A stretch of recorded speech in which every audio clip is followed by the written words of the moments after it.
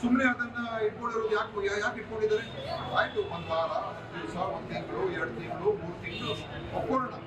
ಆದ್ರೆ ವರ್ಷಗಟ್ಟಲೆ, ತಿಂಗಳುಗಟ್ಟಲೆ, ಅಥವಾ ಅವ್ರು ಹೇಳಿ ಇದ್ರಲ್ಲಿ ಯಾವ ಆಧಾರಗಳಿಲ್ಲ, ಇದನ್ನ ನಾನು ತಿರಸ್ಕಾರ ಮಾಡ್ತಾ ಇದ್ದೀನಿ. ಯಾಕಂದ್ರೆ ಅವರು ಈಗ ದೆಹಲಿಯ ಆದೇಶದ ಪ್ರಕಾರ ನಡ್ಕೊಳ್ತಾ ಇದ್ದಾರೆ, ಅಮಿತ್ ಶಾ ಮೋದಿ ಅವರ ಆದೇಶದ ಪ್ರಕಾರ ನಡ್ಕೊಳ್ತಾ ಇದ್ದಾರೆ. ಸೊ ಬಹುಶಃ ಅವರು ಅದನ್ನು ತಿರಸ್ಕಾರ ಮಾಡಬಹುದು ನನಗೆ ಅನ್ಸುತ್ತೆ. ಏನ್ ಮಾಡ್ತಾರೋ ಗೊತ್ತಿಲ್ಲ. ಆದ್ರೆ ಅದಕ್ಕಾದ್ರೂ ಒಂದು ಆಧಾರಗಳು ಕೊಟ್ಟು ತಿರಸ್ಕಾರ ಮಾಡಲಿ. ಕುಮಾರಸ್ವಾಮಿ ಅವ್ರ ಮೇಲೆ ನಿಮ್ಮ ತನಿಖೆ ಸರಿ ಇಲ್ಲ, ನಿಮ್ಮ ಏನು ನೀವು ಹೇಳಿದ್ರೆ ಅದು ಸರಿ ಇಲ್ಲ ಅಂತ ಹೇಳಿ ತಿರಸ್ಕಾರ ಮಾಡಲಿ. ಆಮೇಲೆ ಬೇಕಾದ್ರೆ ಕೋರ್ಟ್ಗೆ ಹೋಗ್ಬೋದು. ಬಹುಶಃ ನನಗೆ ಅನ್ಸುತ್ತೆ ರಾಜ್ಯಪಾಲರ ವಿರುದ್ಧ ನಾವು ಕೋರ್ಟ್ ಕೂಡ ಹೋಗ್ಬೇಕಾಗ್ತದೆ. ಯಾಕೆಂದ್ರೆ ಅವ್ರು ಈ ತರ ಪಕ್ಷಪಾತ ಮಾಡ್ತಾ ಇರುವಂತದ್ದು, ಕೋರ್ಟಿನ ಆದೇಶ ಅದಕ್ಕೆ ತೀರ್ಮಾನ ತಗೊಳ್ಬೇಕು. ಒಂದು ಯಾವುದೇ ಒಂದು ಕಡತ ಅವ್ರ ಮುಂದೆ ಇದ್ದಾಗ ಅನಿರ್ದಿಷ್ಟ ಕಾಲ ಅದನ್ನ ಇಟ್ಕೊಳ್ತಕ್ಕಂಥದ್ದು ಅದು ತಪ್ಪದು. ಅದರಿಂದ ಅದಕ್ಕೆ ಇತ್ಯರ್ಥ ಮಾಡ್ಬೇಕು.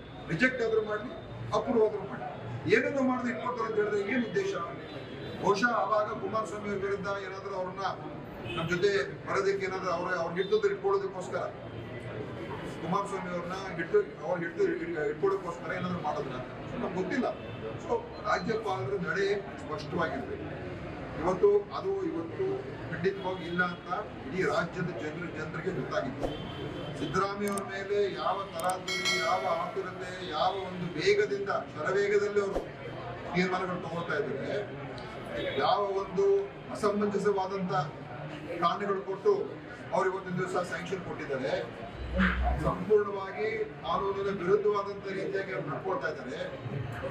ಈ ಎಲ್ಲಿ ಕಾನೂನು ಪ್ರಕಾರ ನಡ್ಕೊಳ್ತಕ್ಕಂಥ ಸಂದರ್ಭಗಳಲ್ಲಿ ಈ ನಮ್ಮ ರಾಜ್ಯಪಾಲರು ಯಾಕೆ ಬೇರೆಯವ್ರ ವಿಚಾರಕ್ಕೆ ಬಂದಾಗ ನಡ್ಕೊಳ್ತಾ ಇಲ್ಲ? ಸೊ ಅಲ್ಲೇ ಡೌಟ್ ಆಯ್ತಲ್ಲ. ಅದಕ್ಕಿಂತ ಇನ್ನೇನು ಎವಿಡೆನ್ಸ್ ಬೇಕು ನಮ್ಗೆ? ಇವ್ರು ಪಕ್ಷಪಾತ ಮಾಡ್ತಾ ಇದ್ದಾರೆ. ಇವರು ರಾಜ್ಯದ ಒಂದು ಚುನಾಯಿತ ಸರ್ಕಾರವನ್ನ ಕೆಲಸ ಮಾಡೋದಕ್ಕೆ ಬಿಡದೇ ಇರುವಂತ ವ್ಯವಸ್ಥೆಯನ್ನ ರಾಜ್ಯದ ವಿರುದ್ಧವಾದಂತ ಕ್ರಮ ಇದ್ದಾರೆ. ಯಾಕಂದ್ರೆ ಸರ್ಕಾರವನ್ನ ಅಸ್ಥಿರಗೊಳಿಸುವಂಥದ್ದು, ಉದ್ದೇಶಪೂರ್ವಕ ಮಾಡುವಂಥದ್ದು. ಇವರು ಒಂದು ಸಾಂವಿಧಾನಿಕ ಹುದ್ದೆಯಲ್ಲಿದ್ದು ಈ ರಾಜ್ಯದ ಮುಖ್ಯಸ್ಥ, ಅವರೇ ರಾಜ್ಯದ ವಿರುದ್ಧ ಕೆಲಸ ಮಾಡಕ್ಕೆ ಶುರು ಮಾಡಿದ್ರೆ ನಾವೇನ್ ಮಾಡ್ಬೇಕು? ರಾಜ್ಯವನ್ನು ಅಸ್ಥಿರಗೊಳಿಸಬೇಕು, ರಾಜ್ಯದಲ್ಲಿ ಅಭಿವೃದ್ಧಿ ಆಗಬಾರ್ದು, ರಾಜ್ಯ ಸರ್ಕಾರ ಚೆನ್ನಾಗಿ ಕೆಲಸ ಮಾಡಬಾರ್ದು ಅಂತ ಉದ್ದೇಶ ಇಟ್ಕೊಂಡವರು ನಿರ್ವಹಣೆ ಮಾಡಕ್ಕೆ ಶುರು ಮಾಡಿದ್ರೆ ಅದು ನಮ್ಮ ರಾಜ್ಯದ ವಿರುದ್ಧವಾದಂತ ಕೆಲಸ ರಾಜ್ಯದ ಒಬ್ಬ ಮುಖ್ಯಸ್ಥ ಮಾಡ್ತಾ ಇದ್ದಾರೆ.